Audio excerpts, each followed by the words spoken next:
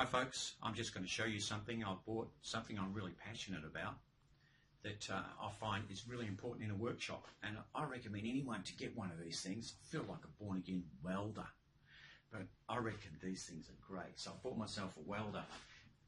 Anyone can pick it up, even though it is quite tricky. For me, I found it to be quite tricky, but I have managed to get it together to a certain extent. So this thing here is a Migatronic. Now you'll notice that I've got these pieces of cable here. These are old pieces of electrical cable, and I use them to tie up my leads. So I didn't have those ones tied up, but I had the power lead tied up. I can plug it in up there. Now, the specs about this Migatronic welder. It is a focus stick 161E. Now this is the potentiometer which varies the amp setting there. And this is the light that comes on when I turn it on. And that's the overheating part there. I've found this to never overheat, no matter how much welding I've done. It's a really good welder. What's good about it too is it's really simple. There's no digital display to actually cut out or screw up. So it's really simple. Simplicity rules as far as I'm concerned. It's got a very good sturdy handpiece. You just put your rod in there, screw it around, and it's locked in really tight. It's got a really good earth clamp here, nice solid earth clamp which attaches to both sides through that bridge there. So it's very good. Now, I had a welder before this one, and it was about the same size and the same price, and it actually blew. I cooked it. It's not because I was overusing it or anything like that, it's because the circuit board inside blew. Some grinding dust got in on it, and it shorted some of the MOSFET fittings out. Now, this one here, it's lacquered, so it's a lot more robust. Now, this has got a 5-year guarantee, so that's what really attracted me to this one. 5-year guarantee speaks volumes as far as I'm concerned. The voltage you can actually supply to it can vary too, like from -40 to +10%. So that means you can use a long lead here, because you get voltage drop, or you can use a generator, because that can vary your voltage with a generator too. So that's what's really good about this as well. The duty cycle on this thing is excellent as well, going from 100% to 60%, meaning duty cycle is the percentage of time you can actually work it full on before you have to rest it. Now I've found with this one, even when I'm using these big juicy 4mm rods, I can burn one of them out completely, then burn another one, and it won't cut out. That's drawing a lot of current, like the maximum of this thing. But it welds no problem like that. So by the time you actually run a weld and stop, you have to clean up slag, you have to realign the metal or whatever. It's had time to cool down anyway, so I've never had problems with it cutting out. It's been terrific. This thing cost me €360 from in Dublin, from a guy called Paul at Pro Weld. He was very helpful. He's a top man. Yeah, I'm going back to that guy anytime. So that's about the welder. So here's some of the equipment I've been fixing and some of the different little models I've been making. This one here is a trivet. It's just some horseshoes welded together. Nice big juicy welds. Actually quite tricky, those welds, because there wasn't much to join onto them, but they're really strong and firm now. That's a trivet for cooking things with a fire underneath. Here's another one. It's a foldable trivet. Well, it's not a trivet, it's a quadrat, I suppose. And you pull the legs apart there, and you take 2 pots on that one, which is a real good one. Over here, I've got a pitchfork. I just welded a piece of pipe on the end so that it would take a bigger piece of wood and screw in there. The screw's missing actually. And here, I put a piece of pipe on the end of this sledgehammer because they break really easily right there when you hit the peg or whatever you're smacking. Here, shovel, I wanted another bigger piece of wood. I just welded a pipe on the end of it, and that's it. Works really well. So I've got another job here I did outside on a gate. One of the hinges broke from the wall. I just pulled away from the concrete block wall. Have a look at this. So you can see here the concrete block wall broke. So there's no way I could put screws in there. So all I did, I just welded a piece of metal on the end of it there, and it's just drilled new holes into the concrete block wall and it was fine. So how's that? It's really good. By the way, look at these ideas here for the gate to make it swing closed. Put some rubber bands on it like that and it pulls the gate closed like that. And to stop, hear that? The shock has been taken with the gate closing because I've got a rubber car tyre there, which when it gets hit, it takes a lot of the energy like that.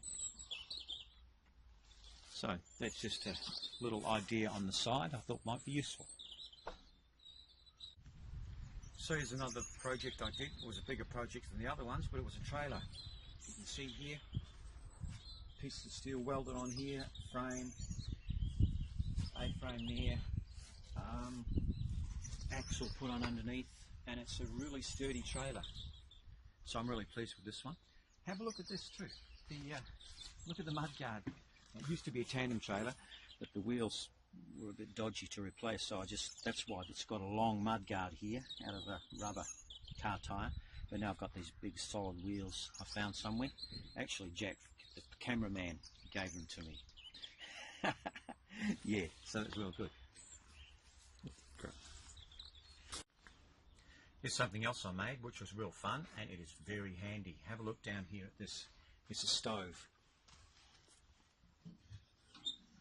Nice door, works well. Shuts, vent. Notice here, that's put on to stop sparks from coming out. Up here, putting on a pot for heating water. I just noticed as I was coming out of my ute from showing you the stove, I noticed the catch here. I put this catch on, then it slides like that, and I had to attach it to the slider. So having a look on the other side here, the metal came through, I bent it down, I had to bend it up for some strength, and I welded a piece of metal across the top here, and it takes it. So it's amazing how much use I get out of a welder. So that's just some of the many uses I have of a welder. So I'm just going to show you the basic gear that's needed for welding. So of course, we've got the welder here. Then we've got the angle grinder with a cut-off wheel, see how thin that is, and then a grinding wheel for grinding. Welding rods, 2mm, 2.5mm, 3.2 and 4mm. This one works really well on small ones as well, not like a lot of other models that can actually handle low amps. Moving on, we have a welding helmet. We have gloves, leather gloves, not material gloves. Like I wear a leather coat. This is my old leather coat. I'm trying to get around to putting a button up here so that I don't get grinding dust on here. But a leather coat, because the grinding dust doesn't deal to it. Wire brush for moving, cleaning things. Chipping hammer, which you can just make yourself. And then that's the rest of it. That's it. Basically, that's the basics of what you need. I've just got a bit of a tip for you. It's about to do with the welding. We're getting onto the welding now. Now, if you've got a pretty good welder, like what I have now, you don't actually have to clean it up that much. You get most of the slag and garbage and rust off the actual work, but you don't have to get every little skerrick off. So have a look at this, for example. This here, I ground it off there, and I left this part. So what I'm going to do is I'm going to run a weld along here and see if it's any different. I just scrubbed it here and got the basics off with the wire brush. That's it. I'm not doing the rest. But if you're going to do something with high specifications, and it depends on people's lives, for example, you'll be grinding and taking all the actual iron oxide off, all the rust off. I'm going to run a weld from there right across to there, and we'll see if there's any difference in the appearance and the penetration. So here goes. Have a look at this.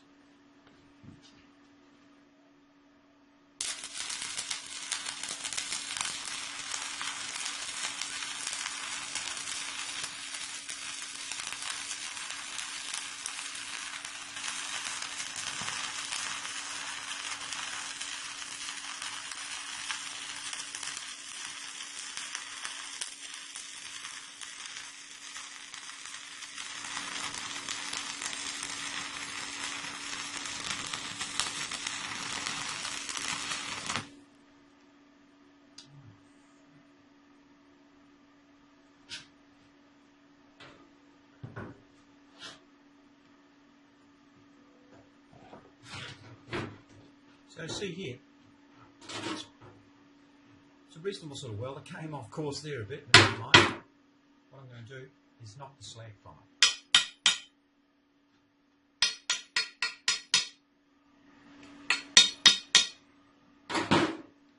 So you see that weld? There's actually not much difference, or hardly any difference actually, between there and there.